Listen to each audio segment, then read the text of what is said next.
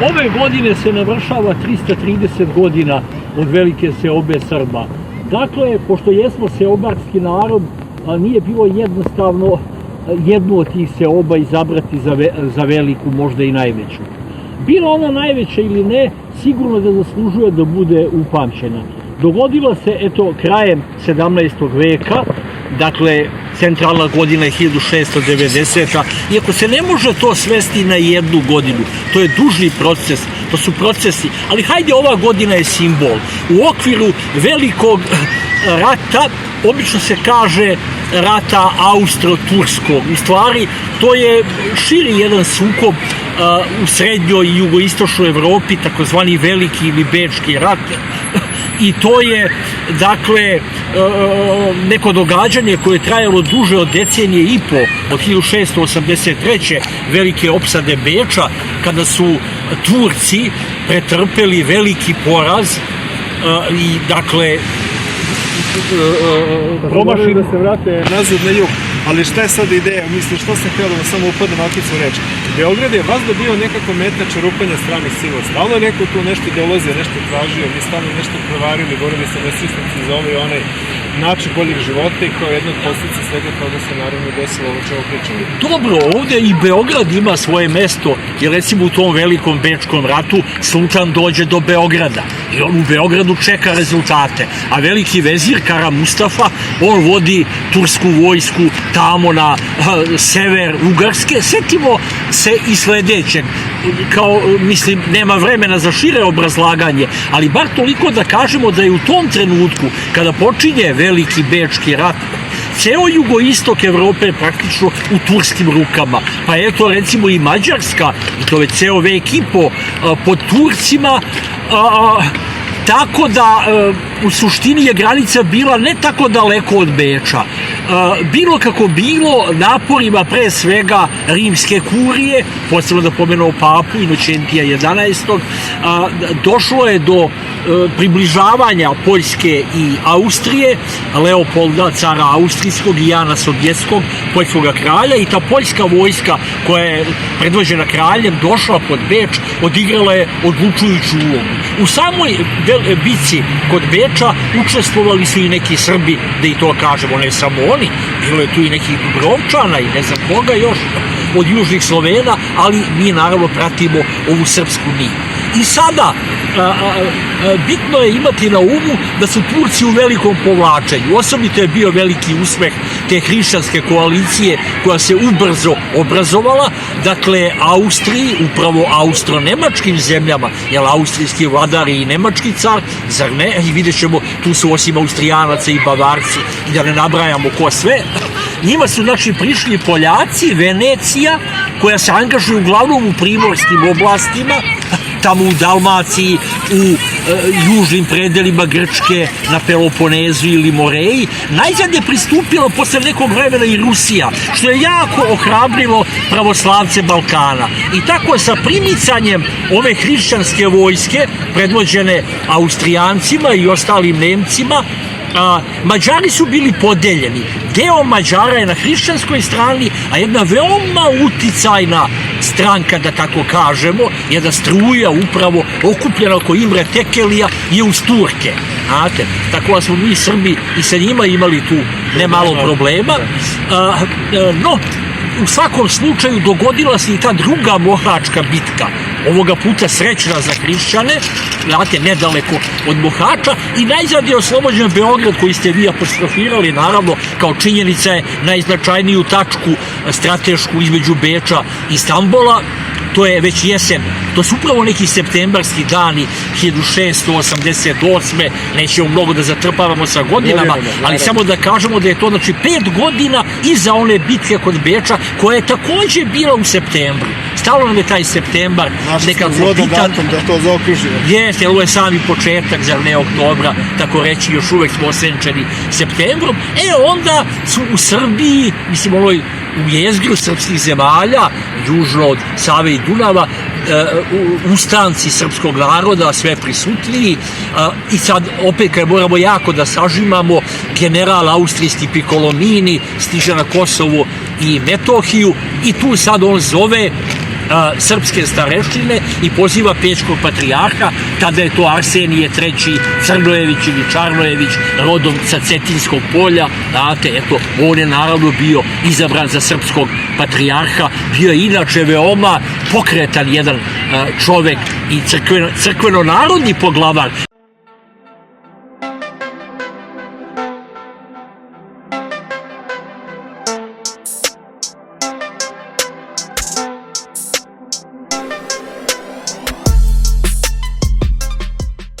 Od podruma pa do zadnjeg sprata, jela mega vrata, za stan ili sobu, lokal ili kuću, jela mega vrata.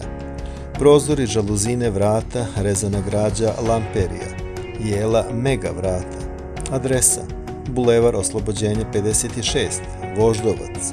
Telefon 063 655 210, jela mega vrata.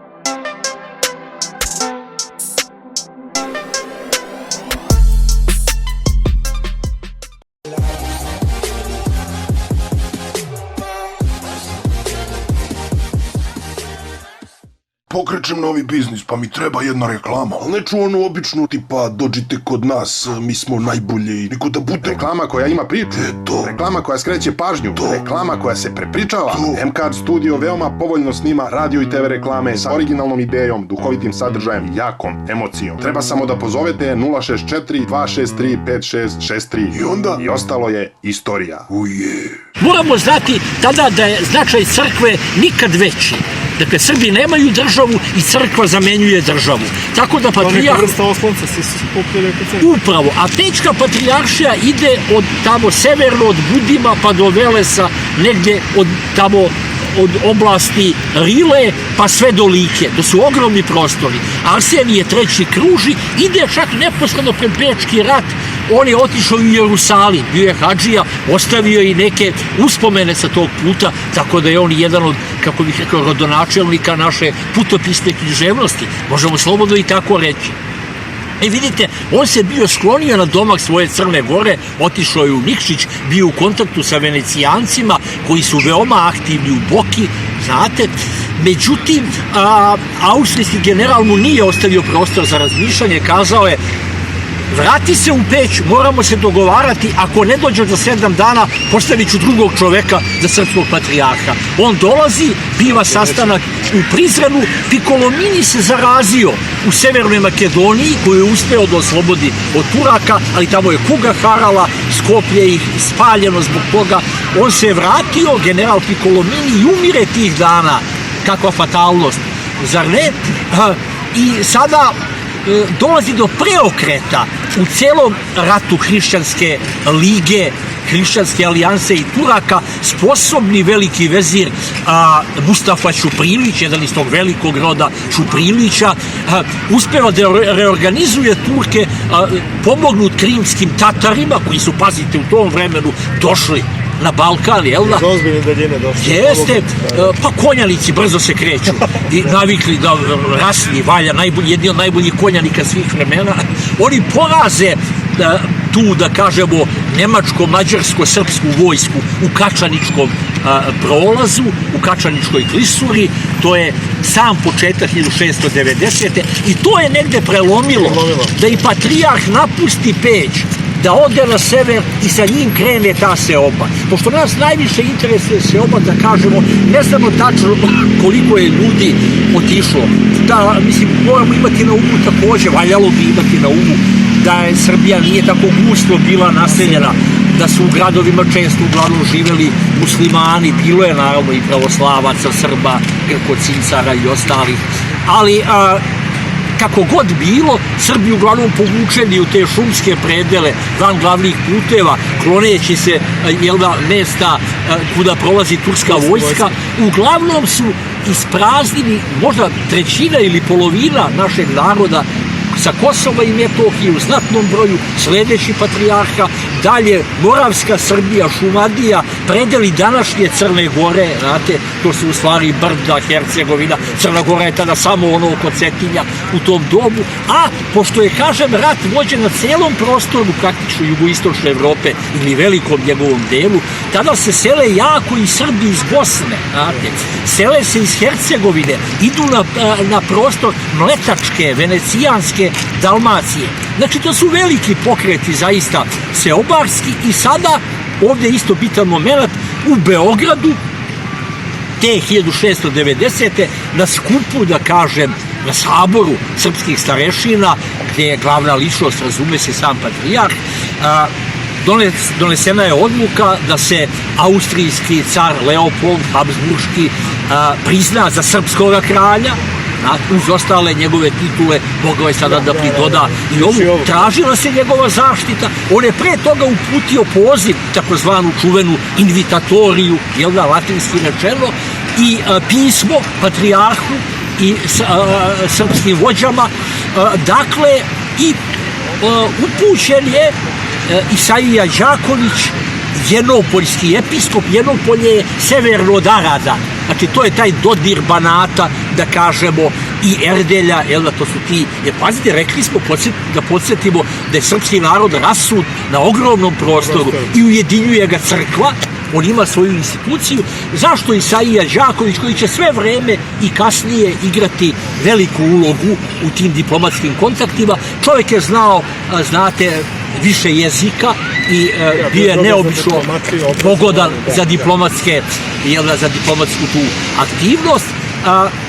I tražene su i dobijene i narednih godina garancije značajne, ne takozvane, nego stvarne privilegije srpskog naroda, na koje će se onda u vekovima, u narednih 200 godina pozivati naši narodni predstavnici, gdje se tražila i dobila autonomija, i to, pazite, nije ona samo crkvena, ona je crkveno-narodna. Jer tada je, kako bih rekao, narod je obuhvaćen i predstavljen crkvom.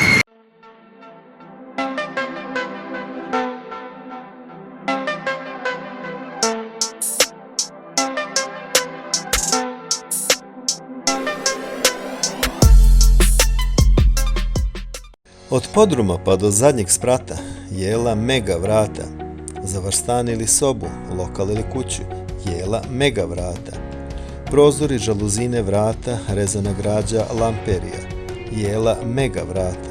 Adresa: Bulevar Oslobođenje 56, Voždovac. Telefon 063 655 210, jela mega vrata.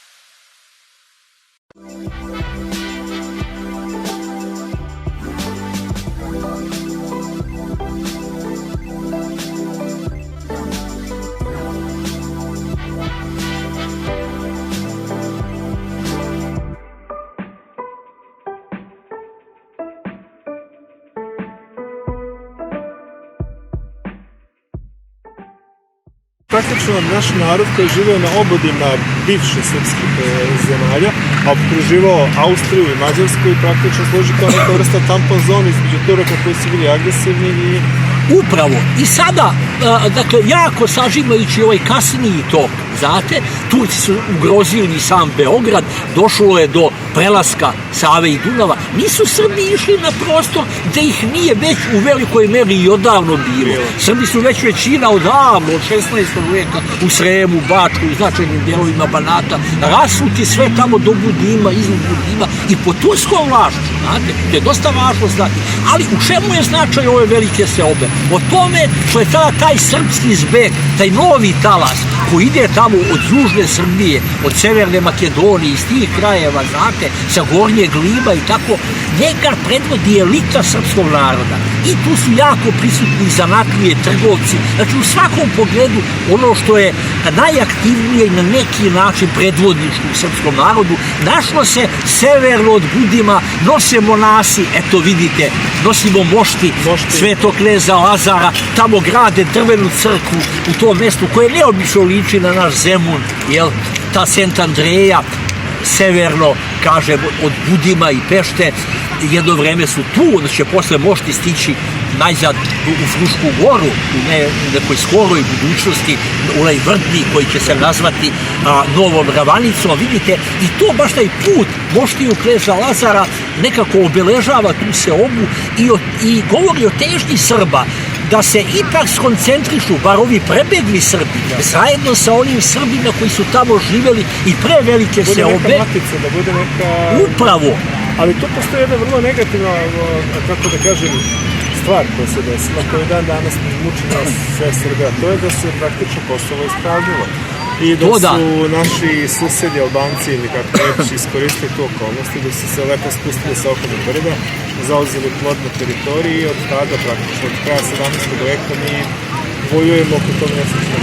Upravo, vi ste saželi u ovih par rečenica veliki deo jeste te problematike i to stvarno u suštini, znate, kad pogledate, to je tako, to jeste tako, tu je taj veliki prelom, znate, a Srbi su najzad, pošto se ovo ratovanje, gde, hajde da pomenemo, velike bitke kod Slankamena i kod Sente 90-ih godina, da ne zasipamo previše precizno sa godinama, čak zaslužile bi te bitke i širi opis, ali bojimo se da ovde zaista zato nema prostora. Samo da kažemo da se tu na kraju, osim ovoj presudnoj bitci kod Sente, znate, tamo na obali Tise, istakao Evgenije Savojski, da kažem, u punoj meri, kao veliki vojskovođa koji će obeležiti neko kasnije vreme, a sa srpske strane u ove dve bitke, Slankamen i Senta, tu su igrali značajnu ulogu podvojvoda Jovan Monasterlija i Jovan Popović Tekelija.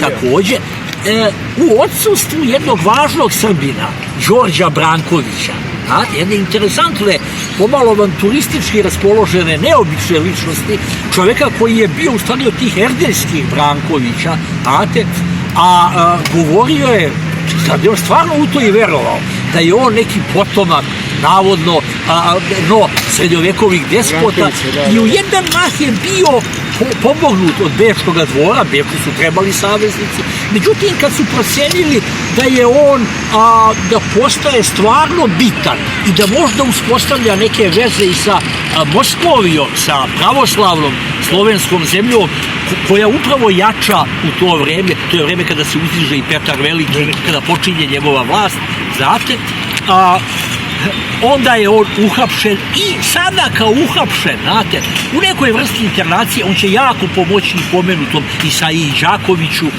Vladici i uopšte srpskim predstavnicima i napisat će te velike hronike, znate, na nekih 2700 strana koje još nisu u celini ni razrešene i izdate, ali su bile poznate.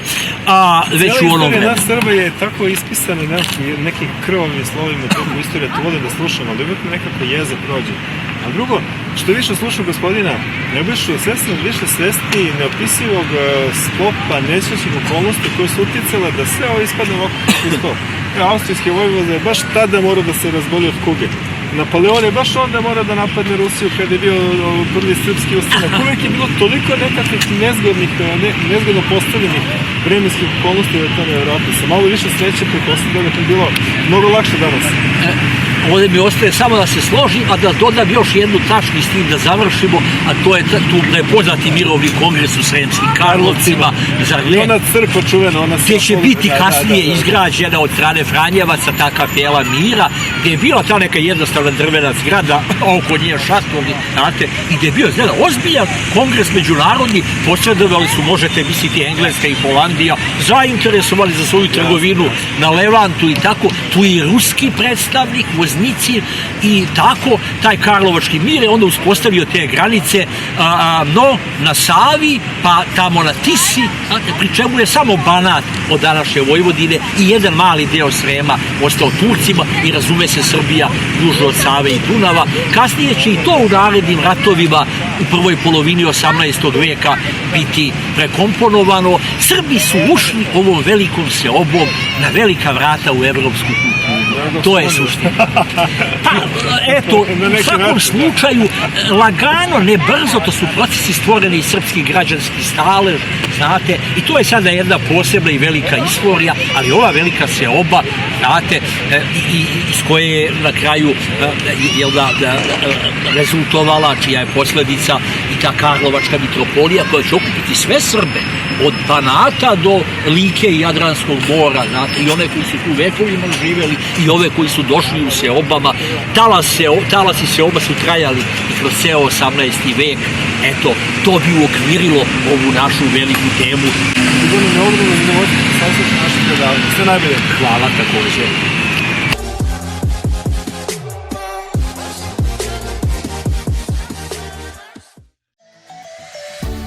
Sve mašine za voćarstvo.